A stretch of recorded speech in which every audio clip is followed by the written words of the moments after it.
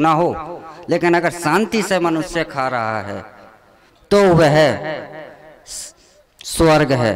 अब जैसे कि अभी मौलाना जावेद साहब ने एक जिक्र करा था कि हमारे जो नबी आए थे तो उन्होंने कहा था कि मुझे हिंद की खुशबू आती है, तो यह हिंद की खुशबू बिल्कुल सही कहा था उन्होंने। तो हमारा सनातन धर्म भी क्या कहता है, वसुधैव कुटुंबकम, यानी कि ये सारा संसार है वह हमारा ही तो है, हमारा परिवार है। क्यों कहता है?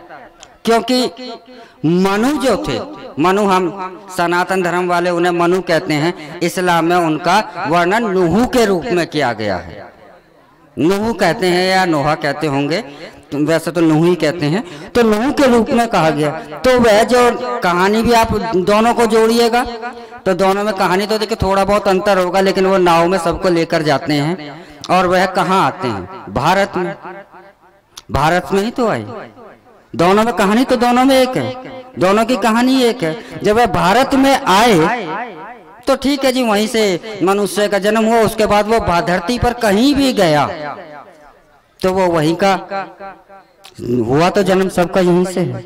तो भारत जो है हमारे सभी धर्मों का जन्म है। इसीलिए सनातन के जो यहाँ के रहने वाले जो लोग हैं वह कहते हैं कि पूरा संसार हमारा कुटुंब है। जब हमारे ऐसा भाव है कि सारा संसार हमारा कुटुंब है तो हम दूसरे के साथ शत्रुता कैसे कर सकते हैं, विचार कहाँ से आ सकता है। तो मैं यही यहाँ पर आपको यही संदेश दूंगा कि जैसा प्रेम आप लोगों के बीच में मैंने देखा है और मैं इस प्रेम को एक यादों के रूप में संजो कर लेके जाऊंगा, और तो ऐसा ही प्रेम आप में मुझे सदा ही मिले।